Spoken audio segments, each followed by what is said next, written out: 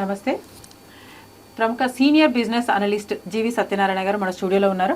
నమస్కారం సార్. నమస్తే సార్. ఈ షేర్ మార్కెట్లో ఇన్వెస్ట్ చేయడానికి చెక్ లిస్ట్ అనేది ఉంటుంది. మరి ఈ చెక్ లిస్ట్ని ఎలా ఫాలో కావాలి? ఓకే, జనరల్గా అందరికీ ఉన్న పనులే అంటే అలవాటు అయినాయే, కానీ చెక్ లిస్ట్ అనేది ఒకటి పెట్టుకుంటే దానివల్ల ఉపయోగాలు ఎక్కువ ఉంటాయి అన్నమాట. ఎందుకోసం అంటే ఉదాహరణకి మనం ఎబ్రాడ్ పోదాం అనుకున్నాం. ఎబ్రాడ్ పోదాం అనగానే ఇంకా సూట్ కేసు పెట్టుకొని ఎయిర్పోర్ట్ పోతావా? పోవు. లగేజ్ ఎంత చేయాలి, ఎంత వెయిట్ ఉండాలి. సపోజ్ మనోడు ఎబ్రాడ్ పోతే అక్కడ ఏమి అంటే క్లైమేట్ అనుకో, మనకి దానికి రెయిన్ కోట్ అది మన స్వెటర్ లాంటివి కానీ, లేకపోతే అక్కడ డిమాండ్ ఏమున్నాయి, ఇప్పుడు మన వాడికి ఏదైనా అవసరమైన ఇక్కడి నుంచి ఏమేమి తీసుకుపోవాలి, ఫ్లైట్ టికెట్లు అవన్నీ చెక్ లిస్ట్ వేసుకుంటాం. ఫ్లైట్ టికెట్లు ఎప్పుడు బుక్ చేయాలి, అవి ఏ టైంలో పోతే ఏ టైంలో మనం దిగుతాం, సింపుల్గా మర్చిపోకుండా చెక్ లిస్ట్ అంటే ఏం లేదు. వెరిఫికేషన్కి సపోజ్ మన ఇంట్లో గృహప్రవేశం ఉంది, ఓ చెక్ లిస్ట్ పెట్టుకుంటాం. అంటే అయ్యగారు ఏ టైంకి వస్తాడు, అయ్యగారు ఏమి ఇస్తాడు, లిస్టు ఏమేమి కావాలి, దానికి సరంజామాలు ఏమేమి కొనాలి, హోమం చేయాలి, హోమానికి ఏం లిస్ట్ ఉంటుంది, చెక్ లిస్ట్ అనమాట. సపోజ్ ఇప్పుడు మన మ్యారేజెస్ ఉంది, అయితే మనం బట్టలు పెట్టాలి, ఎవరికి పెట్టాలి, ఎంతమందికి పెట్టాలి, లిస్ట్ తయారు చేయటం, ఎవరిని పిలవాలి, ఎంతమందిని పిలవాలి, ఒక చెక్ లిస్టు. మనం టైమింగ్స్, రూమ్స్ బుక్ చేయటం, హోటల్స్ బుక్ చేయటం, అలా ప్రతిదానికి ఒక చెక్ లిస్ట్ ఉంటుంది. ఇప్పుడు అయోధ్య రామ మందిరం ఓపెన్ అవుతుంది, మనం పోవాలనుకున్నాం, మరి అక్కడ రూమ్స్ ఉన్నాయా లేవా, ఫుడ్ అకామిడేషన్ ఉందా లేదా, మనం ట్రైన్లో పోవాలన్నా, ఫ్లైట్లో పోవాలన్నా, ట్రావెల్స్లో పోవాలన్నా, మనందరం కలిసి గ్రూప్గా పోవాలన్నా, ఒక చెక్ లిస్ట్ తయారు చేసుకొని ఎవరు ఏమేమి పని చేస్తారు, ఎట్లా చేయాలి, ఏమేమి తీసుకుపోవాలి, ఎన్ని రోజులు ఉంటాం. సపోజ్ ఇప్పుడు సీనియర్ సిటిజన్లు ఉండరు, వాళ్ళ ట్యాబ్లెట్స్ అనుకోండి, మందులు అనుకోండి, ఇప్పుడు అక్కడ మనకి అవైలబుల్ ఫుడ్ ఉండదు సరిగా, అక్కడ మనం పోయినాక ఏమేమి తినాలి, ఎలా తినాలి, ఇక్కడి నుంచి ఏదైతే ప్యాకేజ్ ఉందో మనం అంతా చెక్ లిస్ట్ పెట్టుకొని వెళ్తుండే. అలానే మన షేర్ మార్కెట్కి కూడా checklist compulsory. Checklist అనేది అవసరం. చెక్ లిస్ట్ యొక్క ప్రాధాన్యత అనుకో, ప్రాముఖ్యత అనుకో, దాని ఉపయోగాలు అనుకో, మామూలుగా కాదు. అయితే ఈ చెక్ లిస్టులు కూడా మూడు రకాలు. మనం అంతకుముందు ఒక ఎపిసోడ్లో ఫండమెంటల్ టెక్నికల్స్ ఎలా అయితే చెప్పామో, అలానే మనము చెక్ లిస్టులో కూడా ఏం చేయాలి అంటే ఫండమెంటల్ అనాలిసిస్ చూడాలంటే ఏమేం చూడాలి అనేది ఒక చెక్ లిస్టు, టెక్నికల్ అనాలిసిస్ చూడాలంటే ఏం చెక్ లిస్టు, మళ్ళీ కరెంట్ అఫైర్స్ కానీ న్యూస్ చూడాలంటే ఏమేమి చెక్ లిస్టు, అవన్నీ కూడా ఒక చెక్ లిస్టు. ఉదాహరణకి ఫండమెంటల్ అనాలిసిస్ చూడాలి అంటే కంపెనీ ఏ గ్రూప్ షేరా, బి గ్రూప్ షేరా ఒకటి చూడాలి. నెంబర్ 2, ఫేస్ వాల్యూ 10 రూపాయల, 5 రూపాయల, 2 రూపాయల, 1 రూపాయ, అది చూడాలి. మూడోది కంపెనీ ఇయర్లీ హైలో చూడాలి, కంపెనీ బుక్ వాల్యూ చూడాలి, company profit and loss balance sheet చూడాలి. Company profit and loss balance షీట్లో వచ్చి quarterly results, half yearly results, 9 months results, annual results check చేయాలి. కంపెనీ యొక్క ప్రొడక్టా సర్వీసా, ప్రొడక్ట్ ఉంది, ఏం ప్రొడక్ట్ చేస్తుంది, ఆ వెబ్సైట్కి వెళ్ళి చెక్ చేయాలి. కంపెనీ సర్వీస్ చేస్తుంది, ఏం సర్వీస్ చేస్తుందో చూడాలి. ఇలా ఇదొకటే కాదు, ROE అని ఉంటుంది, return on equity, ROCE return on capital employed, PE ratio price earning ratio, industrial PE అంటే సెక్టార్ సంబంధించినటువంటి PE రేషియో, తర్వాత ప్రమోటర్ స్టేకు, కంపెనీ యొక్క ప్రమోటర్ వాటా ఎంత ఉందో చూడాలి. కంపెనీ యొక్క ప్రమోటర్ వాటాతో పాటు ఆయన ఏమన్నా ప్లెడ్జ్ పెట్టిండా, తనఖా పెట్టిండా, తాకట్టు పెట్టిండా, కుదవబెట్టిండా ఆయన షేర్లు, అవి చూడాలి. కంపెనీ డెట్, కంపెనీ ఎంత అప్పుల్లో ఉందో చూడాలి. దీంతోపాటు FIIలు, ఫారిన్ ఇన్స్టిట్యూషనల్ ఇన్వెస్టర్స్ ఎంత ఇన్వెస్ట్ చేసారో చూడాలి, ఎంత వాటా పర్సంటేజ్ ఇన్వెస్ట్ చేసారో చెక్ చేయాలి. దీంతోపాటు DII, డొమెస్టిక్ ఇన్స్టిట్యూషనల్ ఇన్వెస్టర్స్ ఎంత వాటా ఉంది, ఏ కంపెనీలో ఎంత పర్సంటేజ్ ఉంది, అవి చెక్ చేయాలి.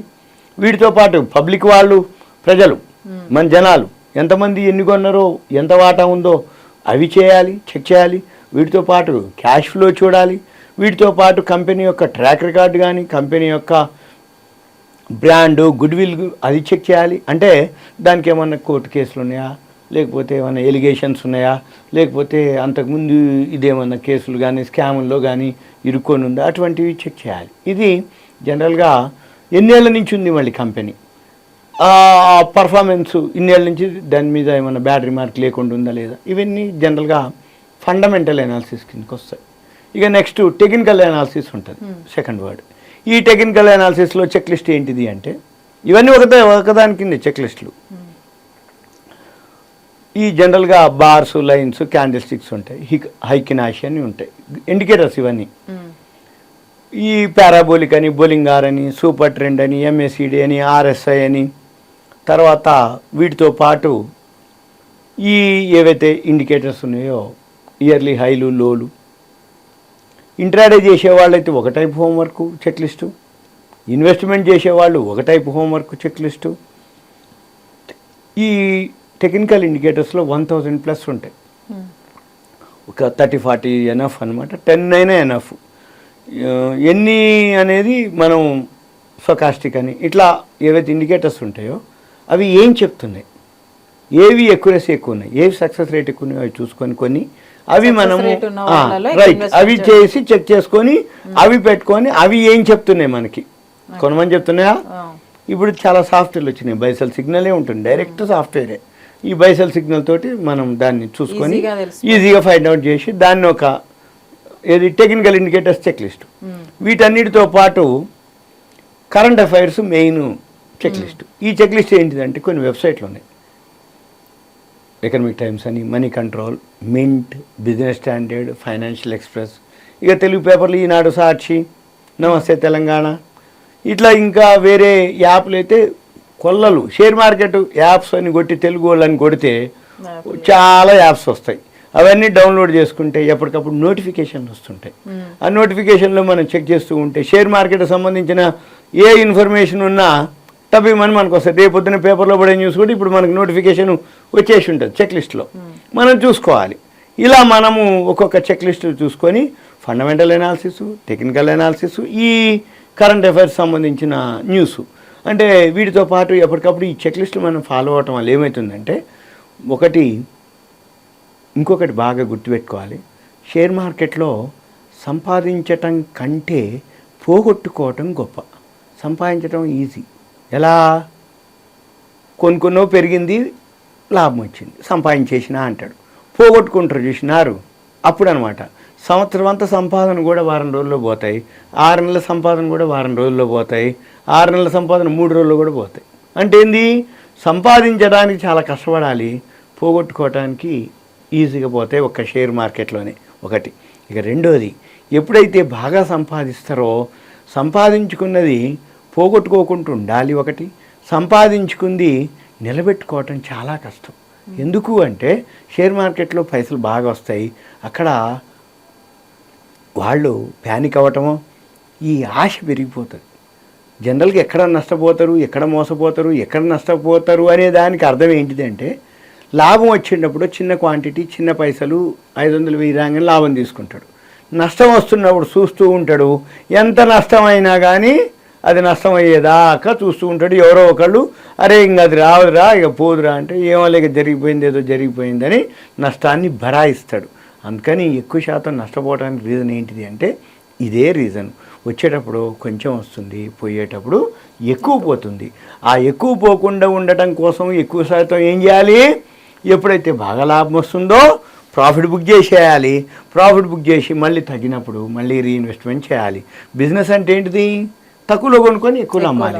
ఎక్కువలో అమ్మేసినావు ఇంకా ఎక్కువ అవుతుంది ఓకే, ఇంకా ఎక్కువ అవుతుంది ఓకే, కానీ అమ్మటం అనేది ఒక మెయిన్ అనమాట. అంటే నువ్వు కొనుక్కున్నావు ఒక రేటుకి అమ్మేసినావు, మళ్ళీ తగ్గింది మళ్ళీ కొనుక్కో, మళ్ళీ పెరిగింది అమ్ముకో, అది బిజినెస్ అంటారు. అంతే తప్ప కొనుక్కొని పెరగటం అంటే ఇన్వెస్టర్, అది ఓకే. ఇన్వెస్ట్మెంట్లో కొన్ని కంపెనీలు ఉంటాయి, కొనుక్కొని పెట్టుకొని ఇన్వెస్ట్ చేయడం అనేది కొన్ని ఏళ్ల వరకు అనేది అది ఒకే రకమైన ఇన్వెస్ట్మెంట్. జనరల్గా షేర్ మార్కెట్లో ఎవరు ఎక్కువ నష్టపోతారంటే ఇంట్రాడే చేసేవాళ్ళు, మామూలుగా వారం 10 రోజులు సింగ్ ట్రేడింగ్ చేసేవాళ్ళు, లేదు ఈ F&O చేసేవాళ్ళే ఎక్కువ మాత్రం పోగొట్టుకునే అవకాశాలు ఎక్కువ శాతం ఉన్నాయి.